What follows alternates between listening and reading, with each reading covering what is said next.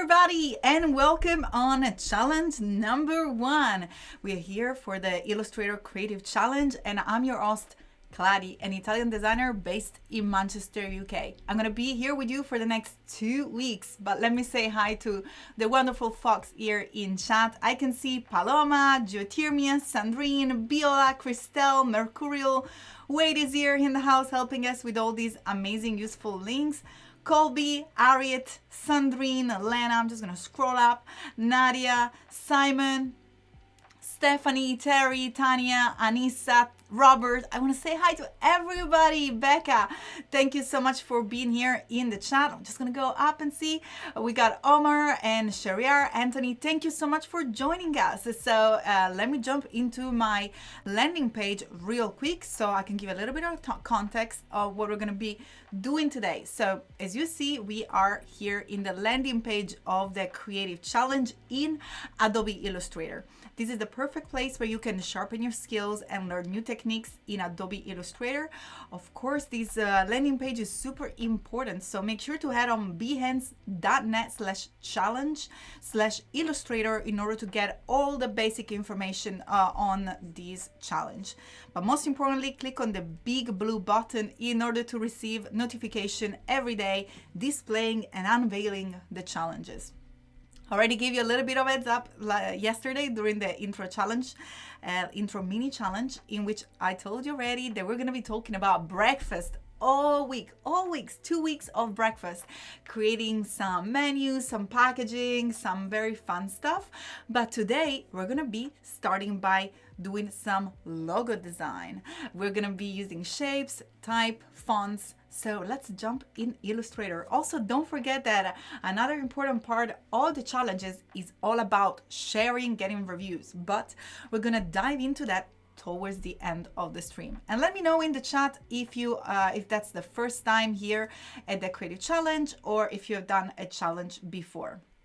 I'm gonna scroll back towards the end of the chat. Sorry, I was here.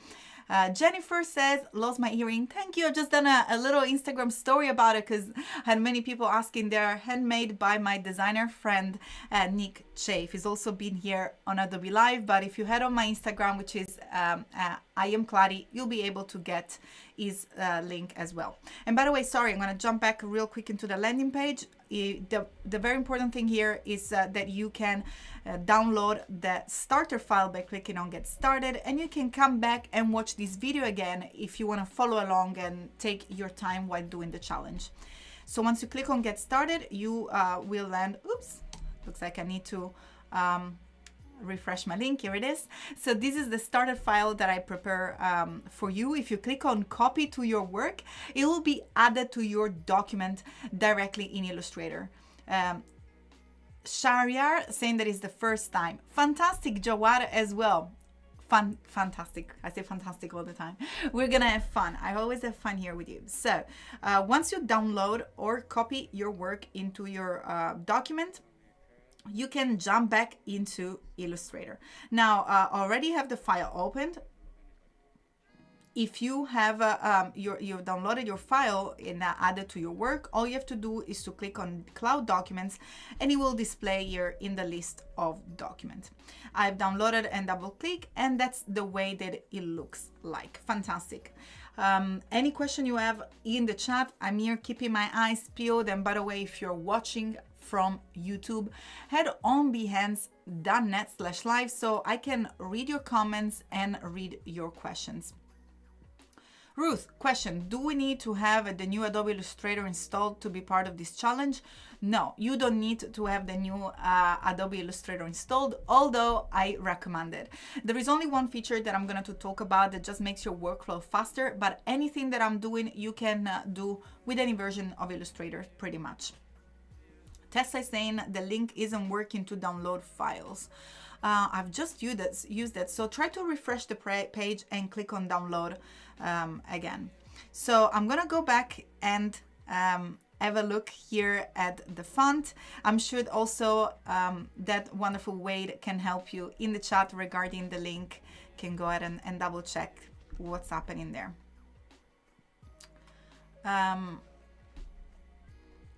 So regarding the assets, I can see the chat. If you're having trouble with these assets, I've embedded them, so they should be able to have them. There is another way in which you can find these images. You can see they're all photos that I took from Adobe Stock. They have the Adobe Stock little overlay on top because I'm just using them as a references. I'm not going to use them for my work, so I can show you how did I get these images into my file. Don't worry about it. You can open the Illustrator file. Again, this is just for reference. If you open a new document, not a big deal. You can work alongside with me or create your logo without issues.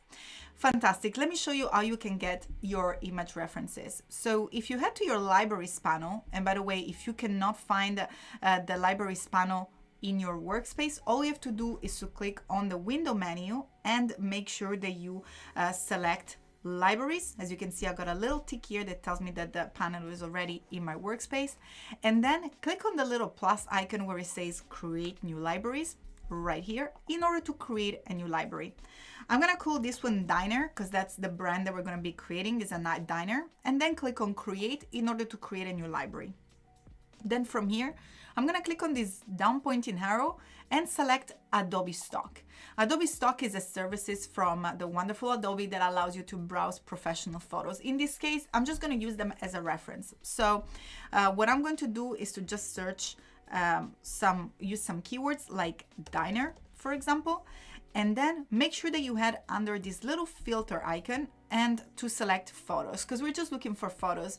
When you click illustration, vector, videos, what happens in that filter already narrowed down your research. So in this case, I'm just looking for images, for photos that we're going to use as a reference for our little inspiration mood board. And once you click onto photo, you'll be able here to see many photos that are inside the wonderful Adobe Stock library, and all you have to do is to click on the little plus icon in order to add them to your library. All you have to do again is to use your search bar, and we can maybe use the word vintage as well.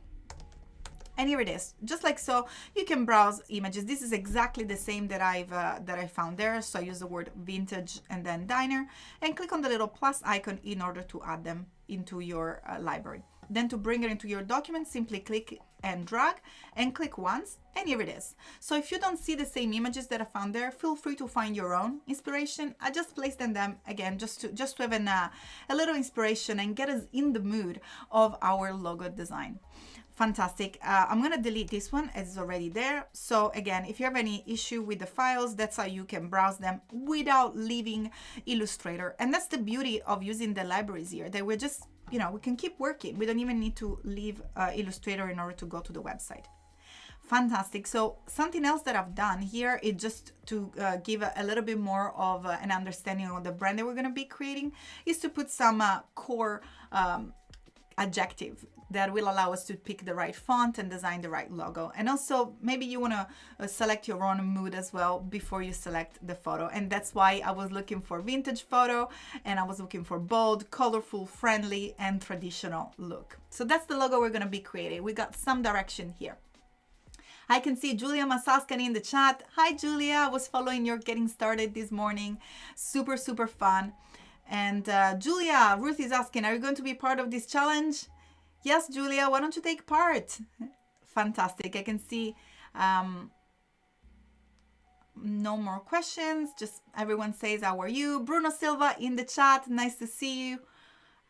Fantastic. We can go ahead towards our logo. Bill is saying, so funny. I was thinking vintage for this challenge. Yes, it's going to be a bit kawaii, a bit of vintage, definitely fun. We're going to create some icon, but let's get started. It's going to be a very fun 2 weeks talking about food, and everything is, when I think about food, everything is happy time. So popcorn and burgers, it's definitely happy times for me. So I wanted to share that with you.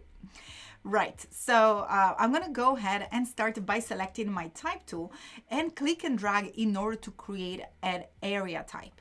Now the difference, the reason why I'm stressing the word area type is because we have two different way of using the type tool. One is the area type that allows you to put many different words, and also when you click and drag the box, as you can see, we have the text displaying differently inside our area type, and you can make it larger, you can make it smaller. So the text itself doesn't change, doesn't stretch, it's just the area that stretches and becomes bigger or smaller. If you click on this little fill dot, I'm gonna zoom in so you can see it, which is like a little handle sticking out. What does it do is transform the area type into what is called a point type. And now look at the difference. When we click and drag one of the corner, we're actually changing the text. So I don't know if that ever happened to you. It happened to me many times. You can double click again in order to transform it back into some area type, and then click it again to come back into point. So depending if you want to stretch the type or stretch the area in order to add more text. I'm going to press Command Z because it looks like I have deformed my text, and I'm just going to go back here. And I'm going to start by creating my first text, which is the word diner that we're going to use for the logo. Ashraful is asking why color palette is empty. It's empty because we're gonna use it. We're gonna use it in just a second. So it's there for your reference. I've created this file as a general standard template that you can use for your own. So if you see, you can click on the selection tool and click once, and we're gonna be lifting some color from our inspiration, but not yet. We first work in black and white, and then we're gonna start adding color.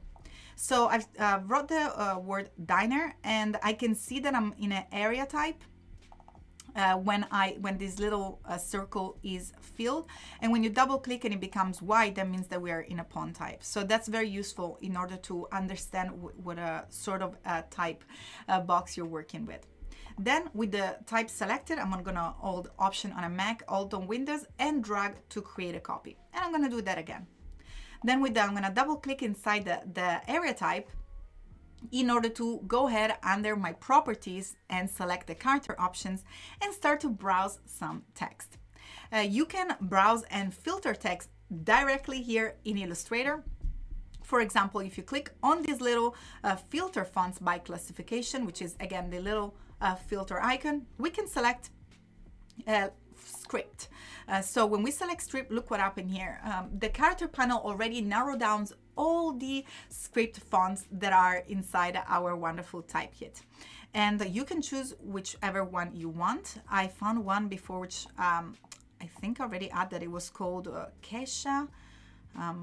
Here it is. Kesha right there. So you can click once in order to apply it, and then I'm gonna go back and click my selection tool in order to make the area type larger. Also, it looks like everything is bold, so I'm gonna make sure that I rewrite it, or actually select it and go under type and select change case and select lowercase, so we don't have to rewrite. We just change the case from caps to lowercase, just like so. And then I'm gonna go ahead and select the second font.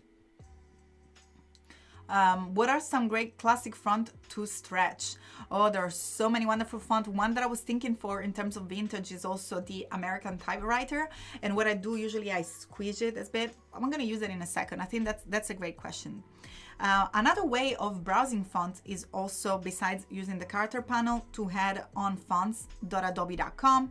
And if you head under browse fonts, you'll be able to select different fonts from here by using these very amazing filters like Art Deco, black letter, calligraphic, or marker. So as you can see, they'll be helping you to find really quickly some nice typeface that is perfect for your work. You can select the simple sample text over here, and when you find a font that you like, all you have to do is to select the font or see the entire family. And then when you find one in particular that you like, you can simply click on this little toggle here in order to activate the font, and boom, it's ready to use in Illustrator. Right, so let's go back into Illustrator. In this way, you just get a different way of browsing fonts. But again, I like to stick into my character panels and again, click on the down pointing arrow and use the filters because I just think that it's nice just to stay within Illustrator while exploring your fonts. Something else that I want you to remind you to do is whenever you browse a font and use all these amazing filters, make sure to go back and click on clear whole. So you'll be able to see your wonderful list of fonts once again, and you'll be able just to simply select it from the list. So as you can see now, we can find other fonts that are not necessarily handwritten font. So Anne is having like a little conversation regarding the authenticity of the type and the proportion. Well, I just think the entire conversation there was about squishing types and changing it.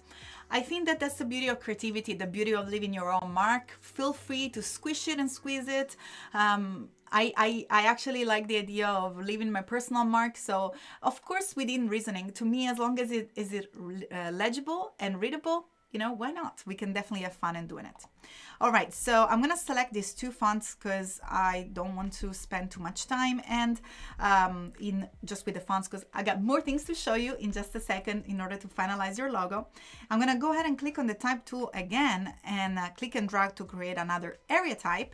And I'm gonna write like a catchphrase, like a little tagline to put under the logo, which is all day breakfast.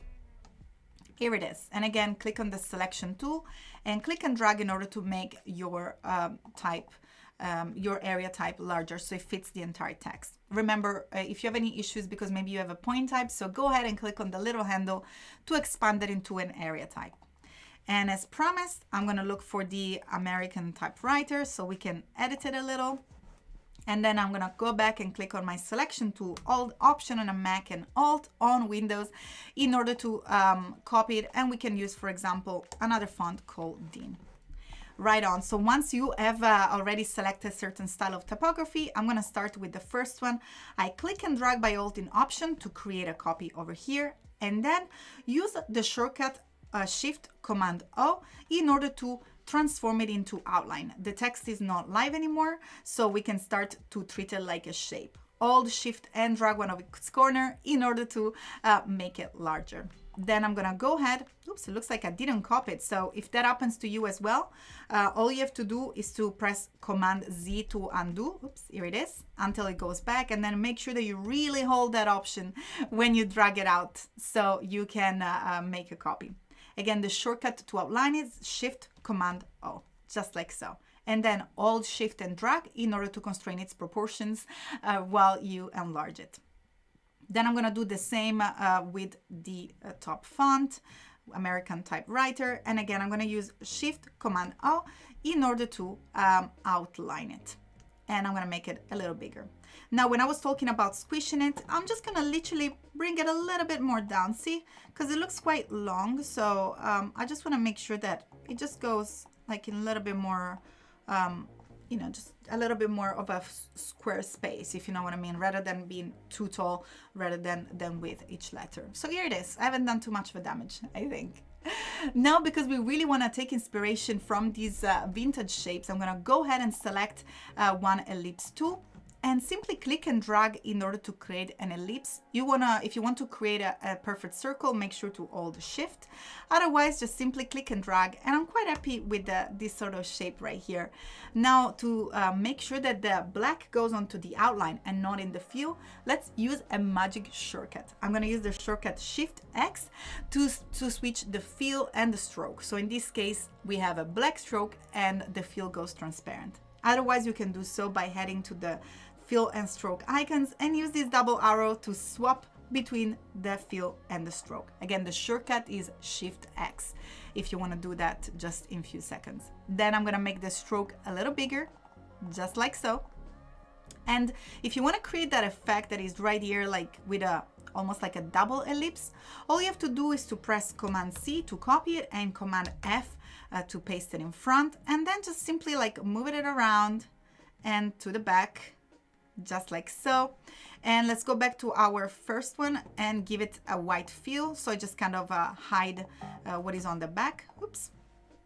And let's make sure that we bring the first one to the back using the shortcut Command Shift left curly bracket. And I'm gonna do the same with the other one as well. So we have the text coming to the top. Right, we just got a few more minutes. We're almost ready. One little detail. I want to have, you know, those like 50 stars.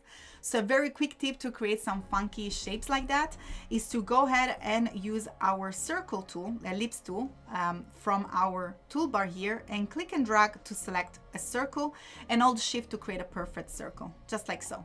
Then go under Object and Path and select Add Anchor Points. Then press the letter A, and as you can see, we have more points distributed along the line. Go under Effect, Distort and Transform, and Pucker and Bloat in order to add this wonderful effect. If you go towards the left, you can see that it just kind of puckers it in, and then on the other side, it will bloat the little anchor point. And here it is. When you're done, click on OK. And here we have our wonderful little vintage star sitting inside our banner. Here it is, and it looks like we have already one version of the logo sitting nicely in here. Fantastic. Now, you guys were asking why these little swatches are empty. What I'm planning to do is to simply click on each one of these color, and then using the eyedropper tool with the letter I shortcut, we can go ahead and select the color directly from the photos, just like so. So what I'll do is that usually I try to select certain colors together. Again, you make sure to press the letter I if you can find it, if you cannot find it in the toolbar. Otherwise, it's just right here towards the bottom of your toolbar. And again, I'm gonna select another color. And if you have trouble sometimes to lift the color from the images, remember that you can use the Shift key in order to lift the color. Anton saying you can use the star tool. Yes, you absolutely can. But it is also, I think, very nice to be able to create these different stars. Right, so it looks like my computer is frozen and we are just 1 minute to go. What I wanted to show you here, my computer is frozen. I don't know if I can even get out of Illustrator. My computer is actually loving Illustrator way too much. I don't know if I can get out of the eyedropper tool for now. No, it looks like everything is frozen. It's frozen in time. Right, so I think that that's where we're gonna have to leave it today. I'm glad that we at least managed to do the logo. I would strongly recommend it to export it into a 1400 pixel artboard so you can display it neatly in Illustrator. I'm gonna try one more time. No, it looks like my computer absolutely frozen here, but yes, given like the little wheel. Fantastic. It's time to say goodbye anyway. Don't forget that you can share your work on Discord. The shortcut is bit.ly/AI Discord. I'm sure that Wade is gonna put it in the chat, and I'm gonna place in Discord as well my design once I manage to apply some colors here once it comes back to life. But don't worry, we're gonna be here tomorrow with some more design for the creative challenge in Illustrator at the same time. Again, thank you so much for joining me, and I look forward to see you tomorrow for challenge number 2. Oh, the computer is back. Fantastic. Thank you so much, everybody. I will definitely see you tomorrow. Make sure to go ahead here on the Discord server. Here it is. We managed to make it work. And I'll catch you there in order to review your work. Thank you so much. Goodbye.